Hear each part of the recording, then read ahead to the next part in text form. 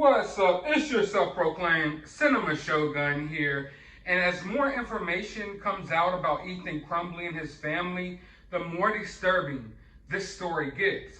Now, we all knew it was bad. We knew that there was plenty signs that Ethan was going to carry out this attack. But now, new court documents show that Ethan was actually mutilating animals. You know, killing them, beheading them, all types of gross stuff. And his family actually knew about it. And not just the family, but the school as well. When they searched Ethan's home, they found decapitated bird heads inside of a jar on the ground by his bed. And the school reported that he had taken decapitated bird heads in a jar and left it in the school bathroom. Now, this is something that his parents knew of. And his parents knew that he was also depressed and he was going through a rough patch. His dog had just passed away. His friend, and an only friend, a friend that they labeled as his only friend, had just moved away, and he was extremely depressed. And there's actual, text message history of Ethan trying to reach out to his mother repeatedly. Disturbing messages, just saying that he's depressed, he's thinking about all of these horrible things.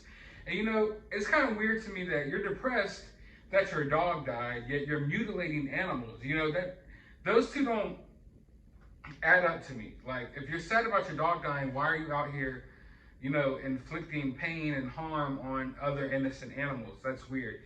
So I don't understand how this, and I keep saying it over and over again, how could all of this just go by unnoticed? Not even unnoticed, because it was noticed, but just without being handled, without being addressed, by the parents or even by the school.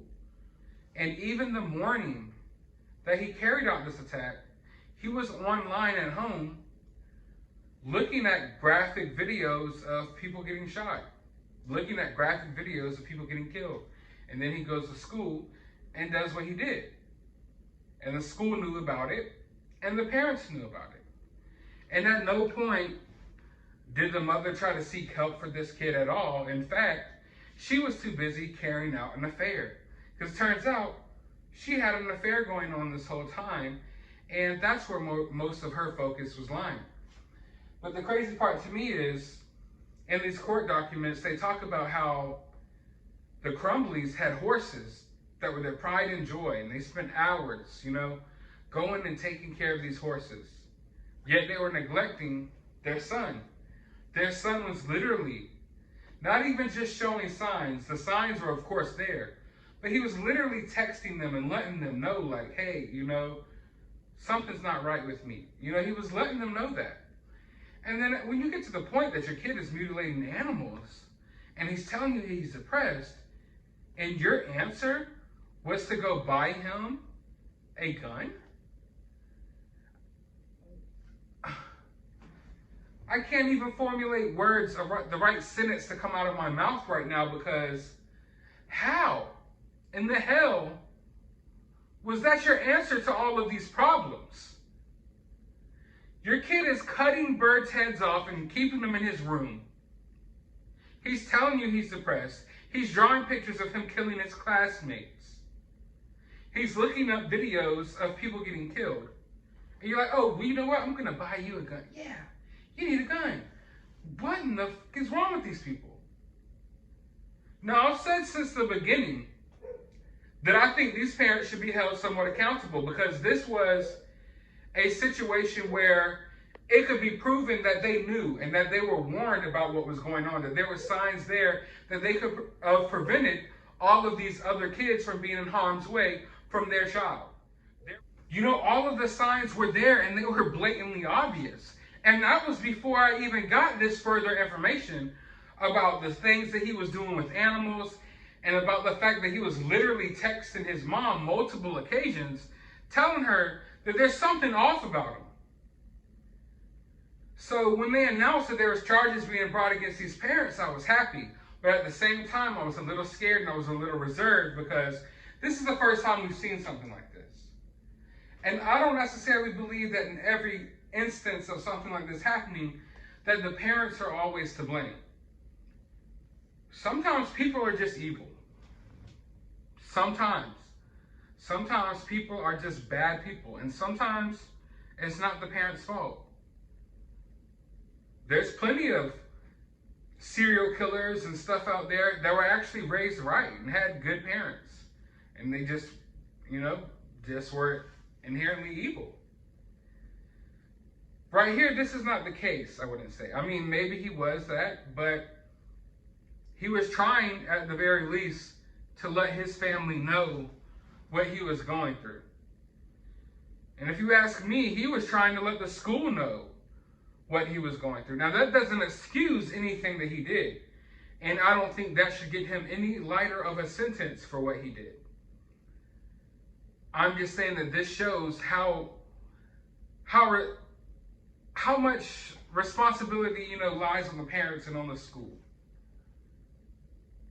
But for the life of me, I cannot fathom. It's been a while now since the story broke, and we've been covering it little by little as, little pieces of information come out. And each piece of information that comes out, it looks worse on the parents and on the school. Because not only was he doing this to the animals, he brought this to school and left it in the bathroom. Now, if that was a one-off situation, okay, maybe we'll just write it off. But y'all know that he did this. And you know that he drew these pictures on this worksheet. And you let this kid go back to class. I mean, at some point, someone needs to step up and take some responsibility here. And I mean, I know no one's going to do that. And I know no one wants to do that. But that's the reality of the matter. I don't think that it's just the parents to blame here. I think that eyes need to be looking at this school as well. Because at the end of the day, we can't necessarily control what other parents do with their kids. But what we can control is what the school does and the public school system does with kids. So I want to know, and I want all of you to know, I don't have kids yet, I know most of you all probably do. I want y'all to be confident that when you send your kids to school every morning, that if there's anyone in their school showing signs like Ethan, that the school would do something about it. Instead of just letting this kid go to class with all the other kids and putting them in harm's way. So overall, though I was maybe a little reserved about them placing charges on the parents, I definitely think they deserve it. And even tenfold now, give them the maximum. Give them the freaking maximum.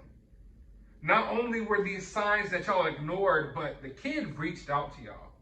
The kid was messaging his mom, letting her know that he was going through things. And not just the morning of what happened.